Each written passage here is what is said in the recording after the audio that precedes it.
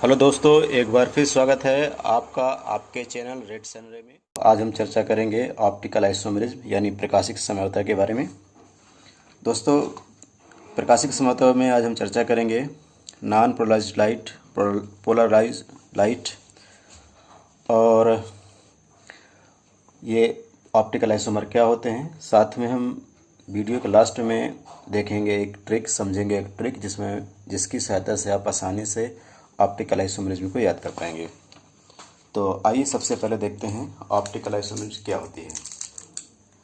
तो जैसे कि आप पिछले वीडियो में दूसरे आइसोमेरिज्म के बारे में देख चुके हैं कि इसमें क्या होता है कि नाम से ही क्या करते हैं, हम डेफिनेशन समझते हैं, ढूंढते हैं ऑप्टिकल आइसोमेरिज्म। तो ऑप्टिकल का मतलब होगा लाइट यानी प्रकाश। तो ऐसी आइसोमेरिज्म जिसमें क्या होगा, ऑप्टिकल प्रॉपर्टीज़ यानी प्रकाशिक गुणों में क्या होगा, अंतर होगा। जैसे चेन आइसोमेरिज्म में था ना, तो चेन में अंतर था। इसी तरह इसमें क्या होगा, ऑप्टिकल आइसोमेरिज्म में तो क्या हो जाएगा, ऑप्टिकल प्रॉपर्टीज़ में अंतर होगा। तो कौन सी ऑप्टिकल प्रॉपर्टीज़ में अंतर होगा वो हमें देखना पड़ेगा, समझना पड़ेगा। तो देखिएगा, सबसे पहले हम ये समझने की कोशिश करेंगे कि प्लेन पोलराइज्ड लाइट क्या होता है और नॉन पोलराइज्ड लाइट क्या होता है।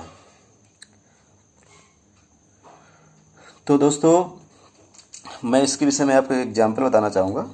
एक एग्जांपल समझिए, जैसे आपका कोई क्लास है, क्लास में कोई एक लड़का है, उसका नाम गोलू है। मान लो कुछ भी नाम सोच लो अपने क्लास के बारे में। और गोलू थोड़ा सा क्या है, अभी समझो कि चंचल है, मतलब चंचल है, थोड़ा सा बहुत एक्टिव है। और वो क्लास में चारों तरफ देखता रहता है, बैठा पढ़ता नहीं क्लास में, सिर्फ इधर उधर देखता रहता है। उसकी नज़रें चारों तरफ रहती हैं, कभी चिंकी की तरफ, कभी मिंकी की तरफ, कभी सोनू की तरफ, कभी मिल्की की तरफ। तो हमें देखेंगे कि वो सभी, उसका जो नज़रें हैं सभी डायरेक्शन में क्या होती है, घूमती रहती हैं। ठीक है ना। अब हर डायरेक्शन में घूम रही हैं। और जब ये हरकत इस तरह गोलू कर रहा था, तो लड़कों ने क्या कर दिया, उसको पकड़ कर धुलाई कर दी, क्लास के ही लड़कों ने। तो सिर्फ क्या करता था, अपनी नज़र सिर्फ अपनी कॉपी या किताब में रखता था। यानी कि उसकी नज़र क्या होगी, सिर्फ एक डायरेक्शन में होगी। समझना पहले उसकी नज़रें चारों तरफ थी, हर डायरेक्शन में, पॉसिबल डायरेक्शन में। और जब उसकी धुलाई हो गई तो उसका नज़रें क्या हो गई, एक डायरेक्शन में अपनी कॉपी पर हो गई, अपनी किताब पर हो गई, सिर्फ एक डायरेक्शन में दिखता था। तो इसी तरह देखिएगा, जो हमारा नॉन पोलराइज्ड लाइट होता है यानी असमतल अध्रुवित प्रकाश होता है, तो वो क्या करता है, अध्रुवित प्रकाश जो होता है यानी नॉन पोलराइज्ड लाइट जो होता है, वो सभी पॉसिबल डायरेक्शन में क्या करता है, वाइब्रेशन करता है। सभी पॉसिबल डायरेक्शन में कंपन करता है, जितनी पॉसिबल डायरेक्शन हो सकती है। यहाँ देखिए, इसके ये जो वाइब्रेशन है सभी डायरेक्शन में क्या कर रहा है, ये नॉन पोलराइज्ड वाइब्रेशन कर रहा है। अब हमने इसको किसी तरीके से फ़िल्टर कर लिया, किसी क्रिस्टल में डाल के किसी तरीके से फ़िल्टर कर लिया, तो उसके वाइब्रेशन क्या हो गए, सिर्फ एक डायरेक्शन में हो गए। जैसे गोलू था, पहले सभी डायरेक्शन में क्या कर रहा था, मूवमेंट कर रहा था। उसका सर, नज़रें चारों डायरेक्शन में थी, चिंकी मिंकी गोलू सोनू मोनू के सब की ओर। जब उसकी क्या हो गया, उसको हमने क्या कर दिया, किसी तरीके से सिर्फ उसका डायरेक्शन क्या कर दिया, एक डायरेक्शन कर दिया, एक डायरेक्शन में हो गया वो। तो ये लाइट क्या कहलाएगी आपकी, जो जिसका वाइब्रेशन हर डायरेक्शन में है, उसे कहेगी ये उसे कहेंगे हम नॉन पोलराइज्ड लाइट। और जब उसके वाइब्रेशन सिर्फ एक डायरेक्शन में हो जाएंगे तो उसे कहेंगे प्लेन पोलराइज्ड लाइट। ठीक है। अब इसको मैं क्यों बता रहा हूँ, इसको बताने के लिए मैं इसीलिए, ये अगर समझ जाएंगे ना आप, तो आप हर चीज़ समझ जाएंगे। इसमें ऑप्टिकल आइसोमेरिज्म के बारे में पूरा कंसेप्ट क्लियर हो जाएगा, इसलिए इसको समझना जरूरी है। तो यानी कि नॉन पोलराइज्ड लाइट क्या होगा, उसकी वाइब्रेशन हर डायरेक्शन में होंगे, जितने डायरेक्शन है, डायरेक्शन 10 होती हैं, 10 डायरेक्शन में क्या करेगा, वो वाइब्रेट करेगा। लेकिन प्लेन पोलराइज्ड क्या करेगा, एक डायरेक्शन में वाइब्रेट करेगा। अब दोस्तों, मैं एक एग्जाम्पल आप बताना चाहूँगा, उसे अब आप समझ जाएंगे कि ऑप्टिकल आइसोमेरिज्म क्या होती है, आइसोमर क्या होते हैं।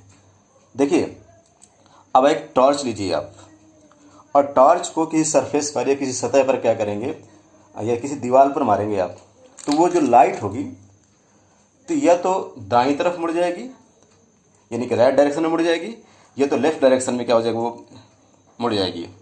या ये भी ये हो सकता है किसी डायरेक्शन में ना मुड़े, ठीक है ना, समझना मेरी बात को। आप टॉर्च ले रहे हैं, टॉर्च को किसी सरफेस पर या आईने पर, मिरर पर क्या कर रहे हैं, आपने उसको टॉर्च को लगाया, उसकी लाइट लगाई, तो लाइट को क्या करेगा, वो तो दाईं ओर मोड़ देगा, ये तो बाईं ओर मोड़ देगा, या किसी डायरेक्शन में नहीं मुड़ेगा। अच्छा, अब इसी से समझते हैं हम लोग आइसोमेट्रिक के बारे में। देखिए यहाँ पर जो ये आप इसमें देख रहे हैं, यहाँ देखिएगा, ये है हमारा प्लेन पोलराइज्ड लाइट, और इसमें हमने कोई लिए ऑर्गेनिक कंपाउंड लिया है, कोई भी ऑर्गेनिक कंपाउंड जिसमें अब देखिए ऑर्गेनिक कंपाउंड लिया हमने जिसमें ऑप्टिकल आइसोमेरिज्म पॉसिबल पाए जाने की संभावना है।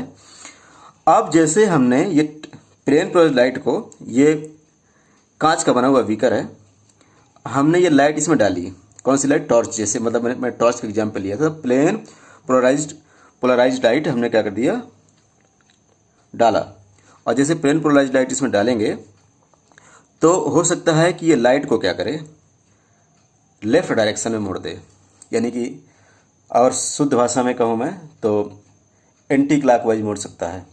ओके, और यह हो सकता है कि हमने उसी लाइट दूसरा वही ऑर्गेनिक कंपाउंड लिया, ठीक है, उसने क्या किया, उस लाइट को क्या कर दिया, दाईं ओर यानी राइट डायरेक्शन में क्या कर दिया, मोड़ दिया।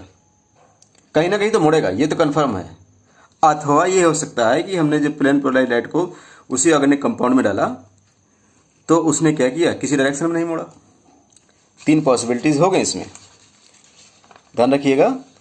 एक ने क्या कर दिया, लेफ्ट में मोड़ा, एक ने क्या कर दिया, राइट में मोड़ा, एक ने क्या किया, किसी में नहीं मोड़ा। और ये ऑर्गेनिक कंपाउंड एक ही है कोई। अब जैसे मान लो ये वाला पहला वाला ऑर्गेनिक कंपाउंड है ये, ठीक है ना, मान लो इसको हमने लैब में बनाया था, और दूसरा इसको हमने क्या किया था, किसी नेचर के सोर्स से प्राप्त किया था, किसी दूसरे सोर्स से प्राप्त किया था। तीसरा ये मान लो हमने क्या किया, अमेरिका से मंगाया था, मान लो।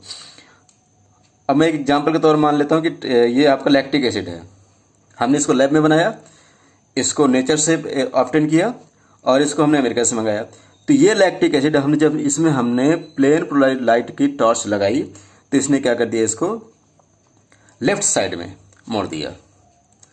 और इसने दूसरा हमने जो वही लैक्टिक एसिड था उसने क्या कर दिया, उसको दाईं साइड में यानी राइट साइड में क्या कर दिया, मोड़ दिया, उस लाइट को घुमा दिया उसको। हम इसको अपनी आंखों से नहीं देख पाएंगे, मतलब क्या हो जाएगा, एक विशेष प्रकार के मतलब आपके पास उपकरण होते हैं, उनकी सहायता से आप देख पाएंगे कि डायरेक्शन में लेफ्ट मोड़ रहा है कि राइट मोड़ रहा है उसमें। और हमने इसको देखा, ये प्लेन पोलराइज्ड लाइट है, इसमें देखा इसको किसी डायरेक्शन में नहीं मोड़ा। ओके, तो अब क्या हुआ, यानी कि हम जब प्लेन पोलराइज्ड लाइट को इस ऑर्गेनिक कंपाउंड में डाला तो एक ने मोड़ा दाईं तरफ, ठीक है ना, एक ने तरफ मोड़ा बाईं तरफ, एक ने मोड़ा किसी भी डायरेक्शन में नहीं। तो देखिए जिसने दाईं तरफ मोड़ा तो हम कहेंगे दाईं तरफ, डी फॉर दायां, या इंग्लिश में कहेंगे तो राइट डायरेक्शन, राइट हैंड में। तो जिसने दाईं ओर मोड़ा उसे डी फॉर्म कहेंगे, यानी ये डी लैक्टिक एसिड है। ओके, और इसने क्या किया, हमारा लेफ्ट साइड में यानी एल फॉर लेफ्ट, आपको सिर्फ याद रखना है लेफ्ट साइड में मोड़ा, तो इसे क्या कहेंगे, एल फॉर्म कहेंगे। और इसने तीसरे में जो है ना, जिसको हमने अमेरिका से मंगाया था, उसने क्या किया, किसी डायरेक्शन में नहीं मोड़ा। तो हम इसे कह सकते हैं कि ये नॉन ऑप्टिकल है, आइसोमर है, यानी कि इसमें ऑप्टिकल प्रॉपर्टीज नहीं है। या हो सकता है कि इसमें 50% डी फॉर्म हो और 50% क्या हो, एल फॉर्म हो। तो जिसने क्या किया, लाइट को दाईं तरफ मोड़ा उसे डी फॉर्म कहेंगे, डी का मतलब होता है डेक्स्ट्रो, और जिसने उसको बाईं तरफ यानी लेफ्ट साइड में मोड़ा उसे क्या कहेंगे, हम लियो कहेंगे। और इसको आप सिंपली याद रखने के लिए मैंने, आप क्या करेंगे, देखिए यहाँ से याद रखिएगा, डी फॉर दायां, ठीक है ना, तो जिसने दाईं ओर मोड़ा डी फॉर दायां, या इसे कहेंगे डेक्स्ट्रो। ओके, और जिसने एल तरफ मोड़ा उसे लेफ्ट तरफ, यानी लेफ्ट, एल फॉर लेफ्ट। और इसको लेफ्ट को हम कह सकते हैं, यानी कि एल फॉर्म को ही कहेंगे हम एंटी क्लॉकवाइज। तो यानी कि जैसे ऑर्गेनिक कंपाउंड जो प्लेन पोलराइज्ड लाइट को दाईं तरफ मोड़ते हैं, यानी कि क्लॉकवाइज क्या करते हैं, घुमा देते हैं, रोटेशन देते हैं, उन्हें क्या करते हैं, डी फॉर्म कहते हैं या डेक्स्ट्रो फॉर्म कहते हैं। और ऐसे ऑर्गेनिक कंपाउंड जो क्या करते हैं उसको लेफ्ट डायरेक्शन में मोड़ेंगे या लेफ्ट डायरेक्शन में रोटेट कर देंगे, उसे क्या कहेंगे, एल फॉर्म या उनको कहेंगे लियो अथवा, ठीक है ना, इन्हें कहेंगे इन्होंने लाइट को एंटी क्लॉकवाइज मोड़ा है यानी, ठीक है। तो इस प्रकार हमारे क्या हो गए, ऑप्टिकल आइसोमर के तीन टाइप हो गए, डी फॉर्म, एल फॉर्म और डीएल फॉर्म। और ऑप्टिकल आइसोमरिज्म को समझने के लिए उसमें क्या क्या शर्तें होना चाहिए, उसमें मतलब क्या क्या कंपोनेंट, क्या क्या कंडीशन है ऑप्टिकल आइसोमरिज्म, तो उसके लिए मैंने एक ट्रिक बनाई है, नाको। ओके, तो नाको मतलब यानी कि ऐसे ऑर्गेनिक कंपाउंड जिनमें एन का मतलब हो जाएगा, नाको से याद रखेंगे, एन का मतलब हो जाएगा नॉन सुपर इम्पोजेबल हो, ठीक है ना, और ए का मतलब हो जाएगा एसिमेट्रिकल हो, और सी का मतलब हो जाएगा किरल्टी हो, तो वो क्या होंगे, ऑप्टिकल एक्टिव होंगे, यानी उसमें ऑप्टिकल आइसोमरिज्म पाए जाने की संभावना होगी।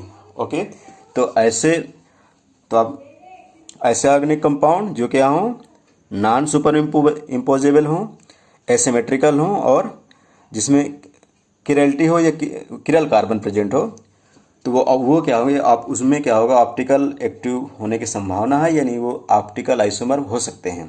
तो ये कंडीशन आपको जरूर याद रखना है। जैसे आपको किसी में ये फाइंड करना है कि ऑप्टिकल एक्टिव होगा कि नहीं होगा, इसमें ऑप्टिकल आइसोमर होंगे कि नहीं होंगे, तो आप उसको देखेंगे कि ये नॉन सुपर इम्पोजेबल है, एसिमेट्रिकल है, किरल्टी है कि नहीं है, ठीक है ना, यानी किरल कार्बन प्रेजेंट है कि नहीं प्रेजेंट है, तभी क्या हो जाएंगे, उसके बारे में आप बता पाएंगे कि ऑप्टिकल एक्टिव होगा कि नहीं होगा, यानी ऑप्टिकल आइसोमर पाए जाने कि नहीं पाए जाएंगे।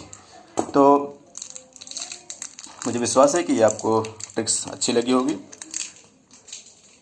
मिलते हैं अगले वीडियो में।